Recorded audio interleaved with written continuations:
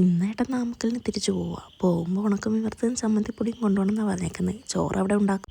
ഉച്ചയ്ക്ക് ടൗണിൽ പോയിട്ട് വന്ന ആൾ തിരിച്ച് ഉണക്കമീൻ മാത്രമേ കൊണ്ടുവന്നുള്ളൂ. ചമ്മന്തിപ്പൊടിക്കുള്ള തേങ്ങയില്ല. ഞാൻ അടുത്തുള്ള കടയിൽ പോയി തേങ്ങ മേടിച്ചു. ഉണക്കമീൻ്റെ ഉപ്പ് പോകാനായിട്ട് നുറുക്കി വെള്ളത്തിലിട്ടിട്ടുണ്ട്. എന്നാൽ പിന്നെ അടുത്ത പണി കെട്ടിയോന് കൊടുക്കാം. ചമ്മന്തിപ്പൊടിക്കുള്ള തേങ്ങ തിരകാൻ ഏൽപ്പിച്ചു. എന്തോ അതങ്ങ് ചെയ്തു. 2 തേങ്ങ തിരകിയത് കെട്ടിയോൻ ക്ഷീണിച്ച്. എന്നാൽ പിന്നെ 2 കരിക്ക് വെട്ടി കുടിക്കാനായി. എന്നാൽ പിന്നെ അങ്ങനെ ആട്ടെ. സ്വന്തം മകന് പണിയെടുത്ത് ഇഷ്ടപ്പെടാത്ത അമ്മ എനിക്ക് ചമ്മന്തിപ്പൊടിക്ക് തേങ്ങ വറക്കാൻ തന്നു.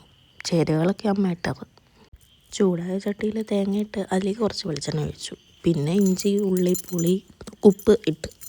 പിന്നെ അത് ഇച്ചിരി കൂടി മൂപ്പായത്തേക്കും മുളക് പൊടി, മല്ലിപ്പൊടി, മഞ്ഞൾപ്പൊടിയില്ല, മൂപ്പ് പാകമായപ്പോൾ അത് കോരി മാറ്റി തണുക്കാൻ വെച്ചു. തണുത്തിട്ട് വേണം പൊടിക്കാൻ. അപ്പോഴേക്കും നമ്മുടെ ഒരു വണ്ടി വന്നിട്ടുണ്ട് കഴുകാനായിട്ട്.